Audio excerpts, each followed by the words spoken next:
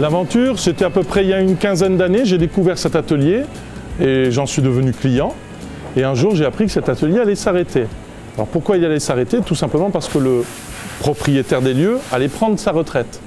Personne ne reprenant l'activité, je me suis dit que ce serait peut-être bien de poursuivre cette belle aventure qui a commencé bien avant nous et qui, je l'espère, continuera bien après nous.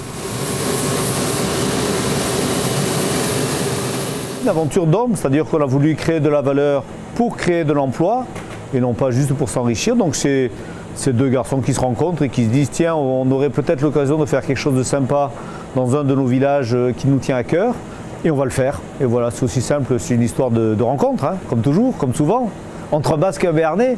Donc une belle histoire charnègue.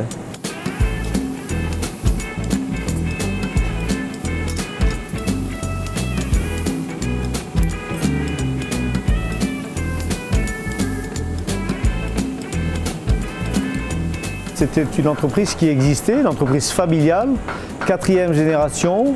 On arrive en 2016. Le dernier représentant prend sa retraite, pas d'enfant, pas de repreneur pour continuer derrière. Il reste un ouvrier et ça s'arrêtait. Là-dessus, on a repris donc avec Stéphane, avec cette volonté effectivement de perpétuer ce montage à la main, qui était quelque chose qu'on n'apprend pas forcément à l'école, d'où le recours à des anciens, mais aussi à des jeunes, des compagnons de devoir qu'on s'est attaché à former avec l'aide des plus anciens que nous avons trouvés autour de Pontac et qui ont bien voulu reprendre le flambeau et nous aider à transmettre ce savoir-faire.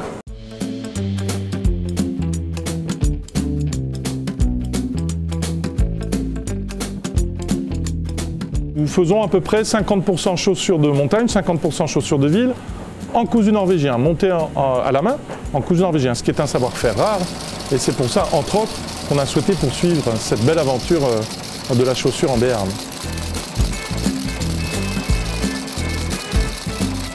Nous produisons à peu près 12 paires par jour, hein, donc ce qui équivaut à une moyenne annuelle de 2500 paires, bon an, mal an. Évidemment, ça risque de monter un petit peu puisque l'idée maintenant, ça va être d'embaucher des jeunes pour leur apprendre le métier. Et donc, il va falloir un petit peu augmenter la voilure en termes de production. Donc depuis toujours, on fabrique ici à Naï des chaussures sdaouillées, c'est-à-dire des chaussures de berger, des chaussures qui sont faites pour le travail. Elles sont donc extrêmement rustiques, robustes, elles sont dures. Ce ne sont pas des chaussures de randonnée, ce sont des chaussures pour les bergers, les bûcherons, les chasseurs, les randonneurs rustiques. Forcément, nous nous adressons aussi à une population qui va chercher de la souplesse, de l'élégance. Donc on va partir vers des versions de loisirs, des versions de randonnée qui vont être plus souples et plus adaptées à d'autres contextes, tout simplement. Après, évidemment, on va faire des fabrications pour des chaussures de ville. Toujours en recherchant, là vous avez un modèle en cousu norvégien monté à la main, avec un cuir de chez Monsieur Degerman, une laine qui est fabriqué ici, puisque le berger est à 3 km, il est à Coaras. C'est des moutons de chez Pierre Pomies qui ont l'honneur de nous faire ce petit feutré. On peut y mettre, encore une fois, du feutre de chez Loyère à Oloron, on peut y mettre de la laine feutrée de chez Pierre, etc., etc. Et toujours, évidemment, des cuirs locaux.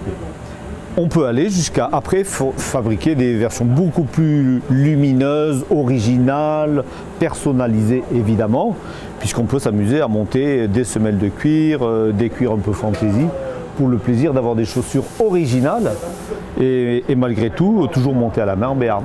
D'une part, on va répondre à la demande de l'usager. Est-ce que c'est une chaussure de travail ou est-ce que c'est une chaussure détente? On va répondre aux souhaits du client quant à la couleur des matériaux utilisés et puis bien sûr les volumes. Tant qu'à faire, on essayait de les faire dans la bonne pointure, en termes de largeur et de longueur notamment.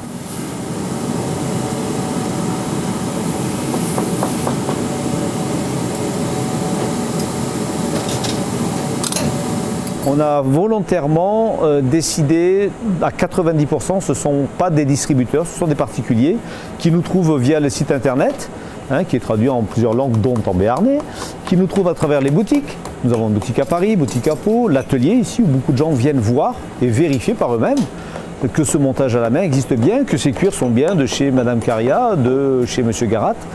Et donc c'est principalement comme ça. Nous avons quelques distributeurs qui sont de vrais militants. Un distributeur à Paris qui est notre réparateur officiel, à la ville, à la montagne.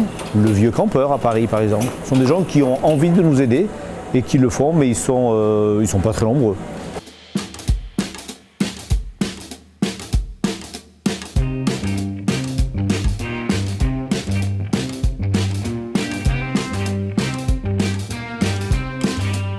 Le client vient avec ses pieds, les essayer aussi bien ici qu'à la boutique de Pau ou la boutique de Paris.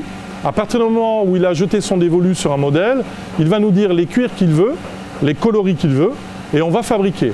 3 mois après, il aura sa paire, donc il y a effectivement un petit peu d'attente. Donc là, on est en train de mettre en boîte une production qui part pour la première fois pour le magasin du Vieux Campeur, au Vieux Campeur, non pas à Paris mais à Lyon. Comme ils avaient été très sages, ils ont eu le droit, après la boutique de Paris qui avait démarré il y a 2 ans et demi, d'avoir des chaussures du Soulor pour les Alpes. Donc c'est la première production qui partira quand on aura fini, on a une centaine de paires à faire pour eux, entre Paris et Lyon. Donc c'est la première fois que les Lyonnais, donc les Alpins, auront la chance d'avoir une production basco-béarnaise à leur pied.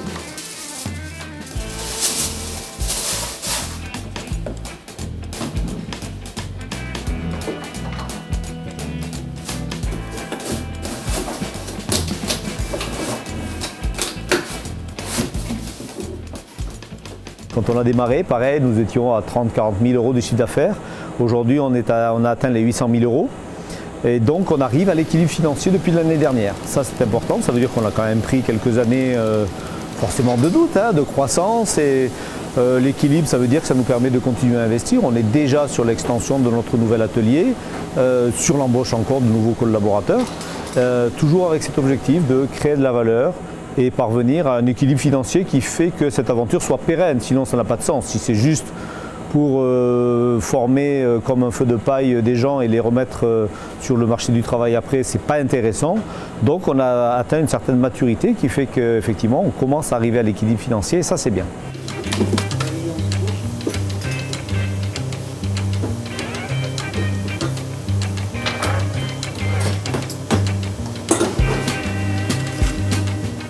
L'avenir, eh bien, on le voit plutôt radieux.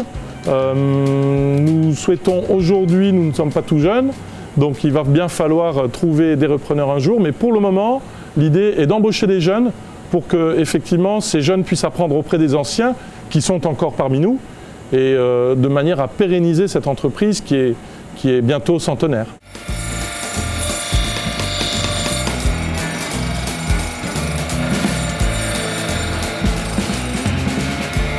Pour que dans 20 ans, dans 30 ans, quand on ne sera plus aux affaires, il y a encore des gens qui fabriquent des chaussures à la main en Béarn, pour les bergers du Pays Basque, du Béarn, de Bigorre, bref de partout, y compris les bergers des villes, qui ont le droit d'habiter à Singapour si ça leur fait plaisir.